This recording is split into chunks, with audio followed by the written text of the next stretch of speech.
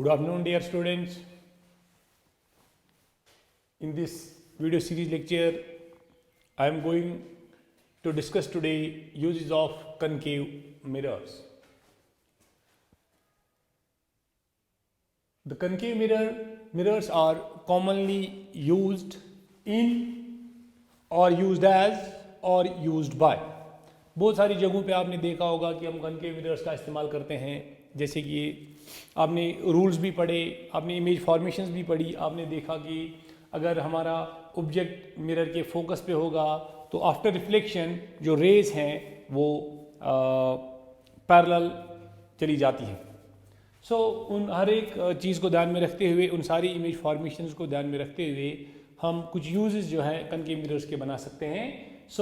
ये concave mirrors को जब आपने टॉर्च या सर्च लाइट्स वगैरह को देखा होगा, टॉर्च के आगे हम टॉर्च में हम मिरर्स या सर्च लाइट्स में हम इन मिरर्स का इस्तेमाल करते हैं ताकि हमारे पास जो स्मॉल सोर्स ऑफ लाइट होता है उसमें से parallel beam of rays of light निकलेगा जो कि बहुत ज़्यादा दूर तक जाएगा और हम ईजिली अंधेरे में देख सकते हैं.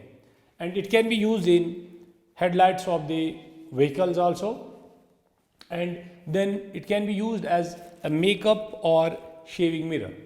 जैसे आपने देखा होगा कि हमारी फिल्म इंडस्ट्रीज़ वगैरह में भी जो हीरोइंस वगैरह होती हैं वो मेकअप, या हीरोज़ भी जो होते हैं मेकअप वगैरह करते हैं, या जब भी हम शेविंग के लिए जाते हैं तो ये देखने के लिए कि शेविंग मेरी परफेक्ट हुई है, किसी जगह पे कोई बाल रहमत गया है, तो उसके लिए ये हम कनकेव मिरर्स का इस्तेमाल इसलिए करते हैं कि हमने देखा है कि कनकेव मिरर की मदद से हम छोटे ऑब्जेक्ट की बड़ी इमेज भी बना सकते हैं.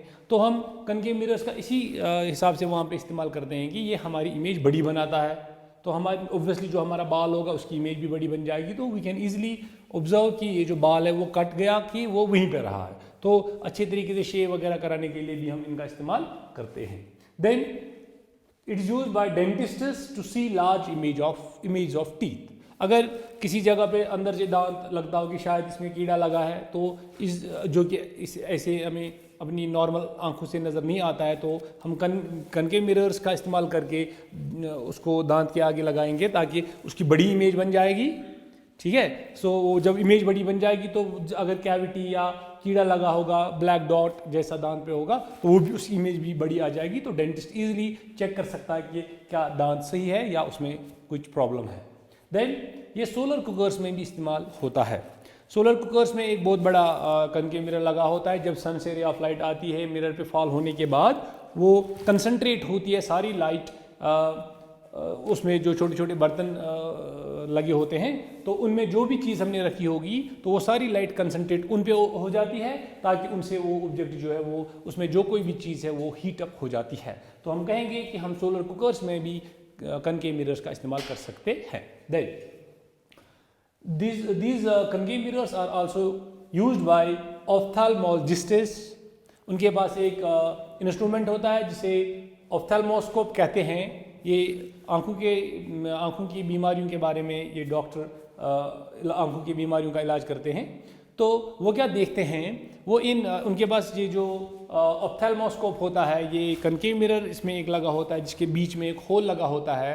तो उससे वो लाइट जो है वो कंसंट्रेट होती है रेटिना पे, और उससे रेटिना जो है वो इजीली हमें दिख पाता है इन डॉक्टर साहबान को. तो वो उससे रेटिना का चेकअप कर सकते हैं कि क्या रेटिना सही है या उसमें कोई डिफेक्ट वगैरह है. तो उसके बाद ये हमारे पास टेलीस्कोप्स हैं, कुछ हमारे पास रिफ्लेक्टिंग टाइप टेलीस्कोप्स हैं और कुछ हमारे पास रिफ्रैक्टिंग टाइप टेलीस्कोप्स हैं. रिफ्लेक्टिंग टाइप टेलीस्कोप्स में हम मिरर्स का इस्तेमाल करते हैं और रिफ्रैक्टिंग टाइप टेलीस्कोप्स में हम लेंसेज का इस्तेमाल करते हैं.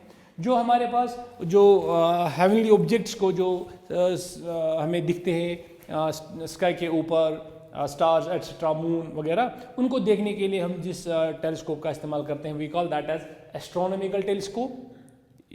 तो अगर हमारे पास रिफ्लेक्टिंग टाइप एस्ट्रोनॉमिकल टेलीस्कोप होगा तो डेफिनेटली उसमें रिफ्लेक्शन होनी चाहिए.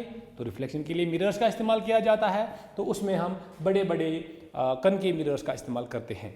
And lastly we can say that जो हमारे डॉक्टर साहबान जिनमें ENT स्पेशलिस्ट्स हैं, ईयर, नोज एंड थ्रोट, जो कान, नाक और गले का एग्जामिन करते हैं, वो भी मिरर्स का इस्तेमाल करते हैं ताकि वो गले के इनर पार्ट्स पे अच्छी तरीके से लाइट फोकस करा सके, कान के अंदर में भी लाइट अच्छी तरीके से फोकस करा सके ताकि वो देखेंगे डिफेक्ट्स हैं या नहीं है, अगर हैं तो किस हद के किस नवियत के डिफेक्ट्स वगैरह हैं, तो वहाँ पे भी ENT स्पेशलिस्ट जो हैं वो इन कनकेव मिरर्स का इस्तेमाल कर सकते हैं। तो you can take these usages of concave mirrors, हो सकता है कि आपके एग्जाम में पूछा जाए।